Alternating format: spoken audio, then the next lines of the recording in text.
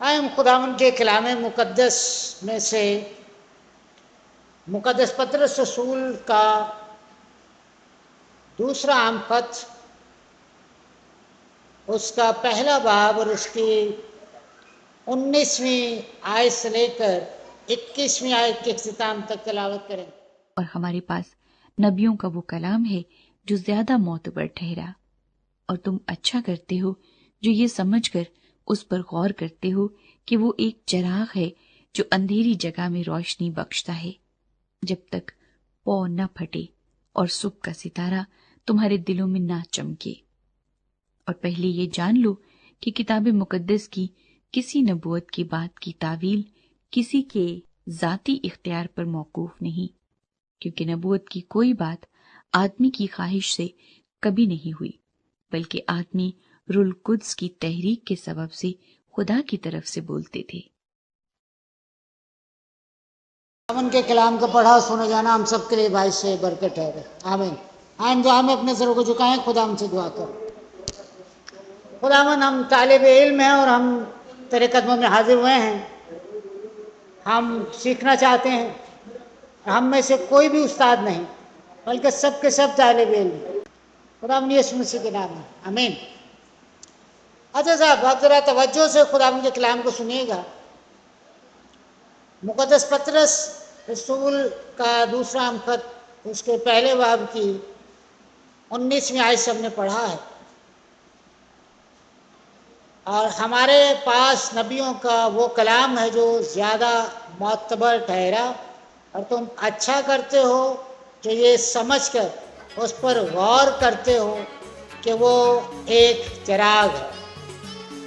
बेशक खुदा का कलाम चिराग है, और कलाम मुकद्दस में 119 में ज़बूर में लिखा है कि तेरा कलाम मेरे कदमों के लिए चिराग और मेरी राह के लिए रोशनी। और चिराग जलाकर कहाँ रखा जाता है? चिराग जहाँ पर रखते हैं, यानी बुलंद जगह पे, ताकि बाहर से आने वालों को रोशनी पहुंचे। तो ये कलाम मुकद्दस जो है बुनियादी तौर पर बहुत से लोगों के लिए है, ताकि दीगर लोगों तक भी ये बात पहुंचे। और जब यीशु मसीह ने कहा ना कि चिराग जलाकर चिराग जहाँ पर रखते हैं, तो वो बुनियादी तौर पर हमारी अमली जिंदगी की बात हो रही है कि ये कलाम मुकद्दस जब हमारी अमली जिंदगी में होगा तो हम दूसरों के लिए रोशनी का सबब बनेंगे और दूसरे भी मसीह के पास आएंगे। यानी मसीहियत में आने के लिए उनको अच्छी जगह मिल जाएगी, उनको दरवाज़ा मिल जाएगा, उनको राह मिल जाएगी।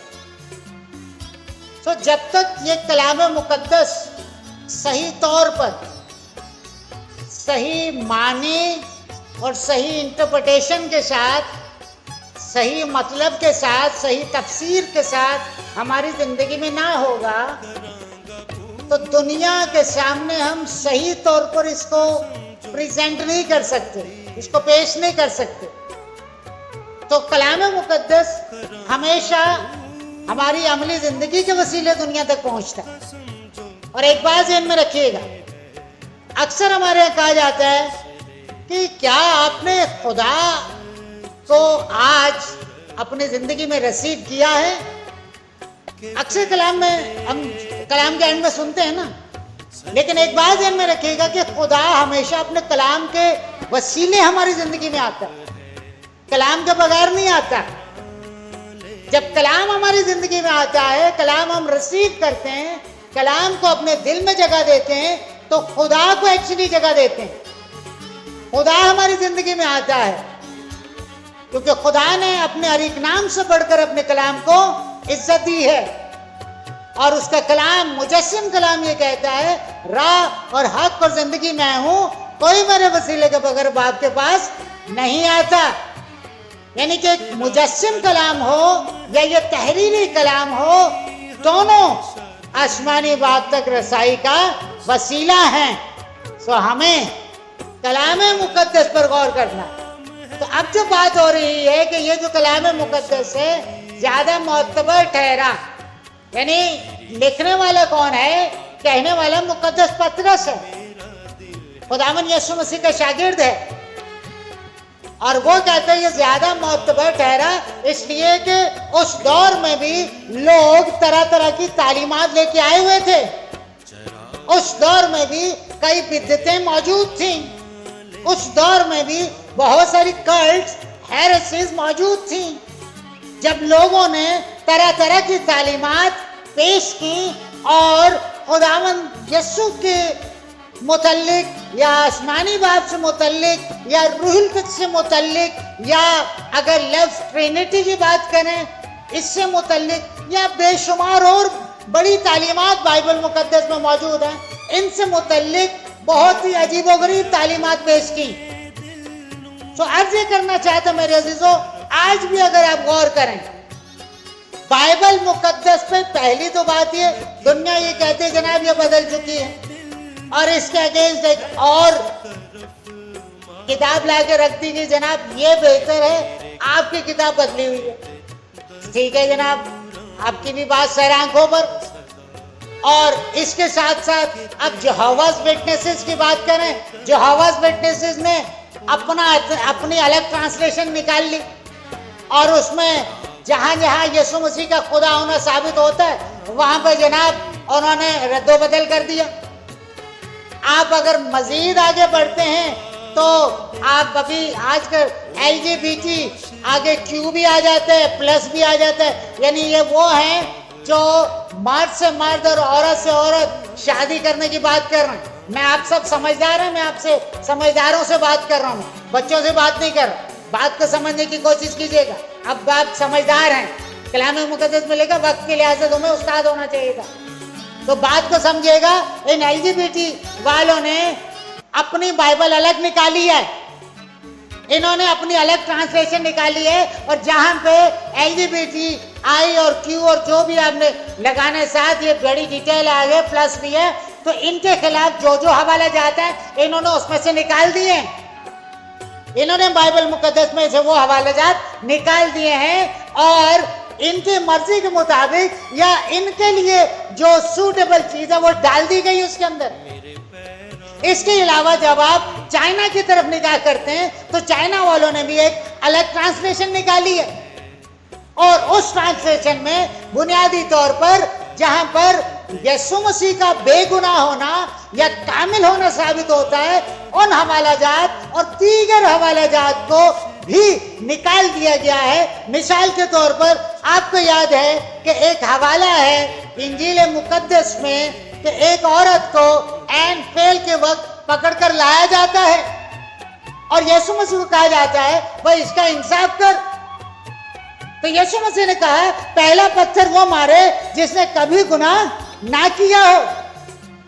और अर्ज ये करना चाहता हूं, उन्होंने एक जगह पे ये हवाला आवेजा कर दिया है लिखकर, और लिखकर आवेजा करने के बाद वहां क्या लिखा गया है, ये आयत तो लिखी गई है, हवाला तो लिखा गया है, लेकिन साथ ही साथ क्या लिखा है, औरत से कहा क्या तुझे किसी ने कुछ नहीं कहा? नहीं जनाब, मुझे किसी ने कुछ नहीं कहा। सब चले गए पत्थर मारे बगैर, संसार किए बगैर। तो भाई वो चले गए, देख मैं भी तो तुझ जैसा गुनाहगार ही हूं।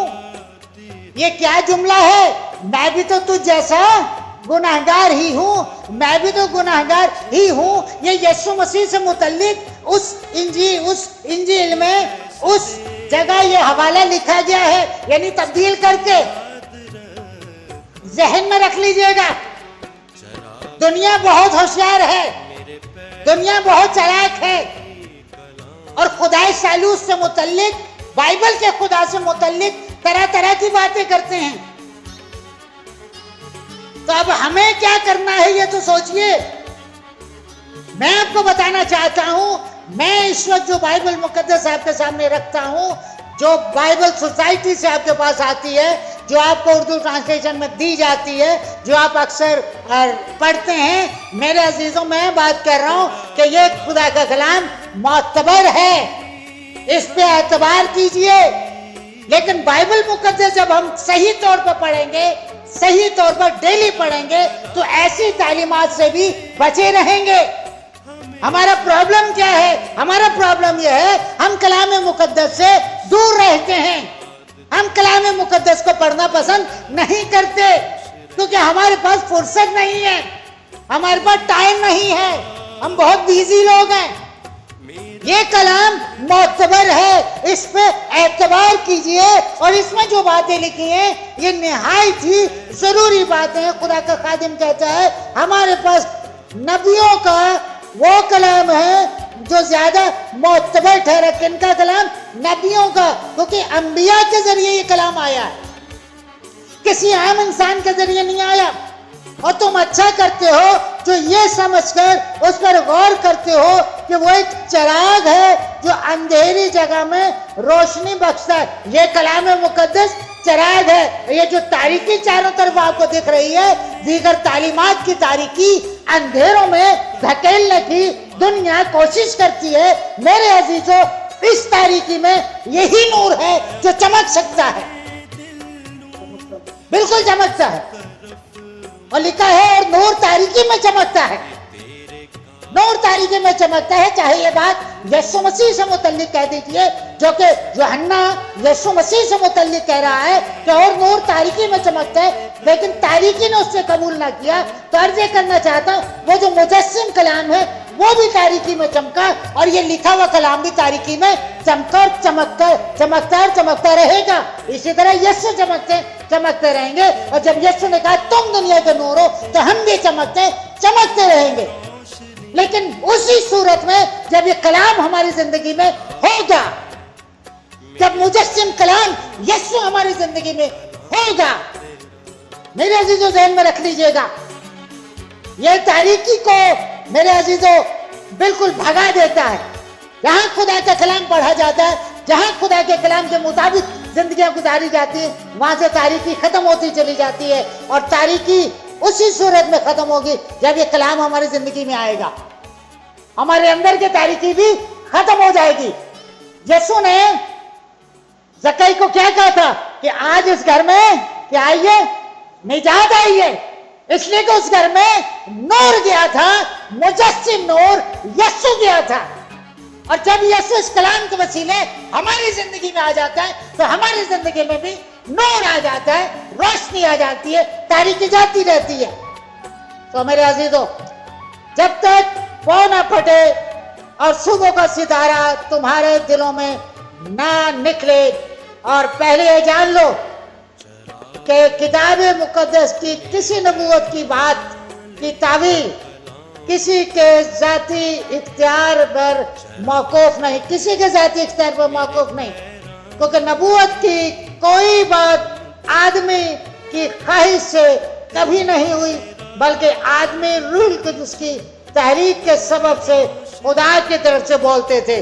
तो ये कलाम मुकद्दस किसके वसीले लिखा गया? खुदा के रूह कुद्स के वसीले, खुदा के रूह के जिसने तहरीक दी, खुदा के रूह के जिसने कलाम दिया और उन्होंने तहरीर किया। तो मेरे अजीजों, खुदा का शुक्र अदा कीजिए कि हमारी अपनी जुबान में खुदा का कलाम मुकद्दस मौजूद है, हर एक शख्स ये पढ़ सकता है। और मैं हमेशा इस बात पर जोर देता हूँ कि जो लोग उर्दू नहीं पढ़ना जानते उनको उर्दू सीखनी चाहिए। आपकी बेटियां, आपके बेटे पढ़ना लिखना जानते हैं, अपनी माओ को क्यों नहीं प्रैक्टिस करवाते, अपने वालिद को क्यों नहीं प्रैक्टिस करवाते, अपने दूसरे बहन भाइयों को क्यों नहीं प्रैक्टिस करवाते? प्रैक्टिस करवाइए उर्दू पढ़ने की, ताकि वो कलाम मुकद्दस को अच्छे तौर से पढ़ सकें। खुदावंद आप सबको बरकत अता फरमाए और हमेशा कलाम मुकद्दस की रोशनी हम सब की जिंदगियों में जारी और सारी रहे, ताकि बहुत सी तारीख दुनिया में हम भी नूर बनकर चमकें और दुनिया रोशन होती चले जाए। खुदावंद यीशु मसीह नासरी के नाम में आमीन। के फैसले तेरे सब सच्चे याद रखांगा, चराग है मेरे पैरां ले कलाम।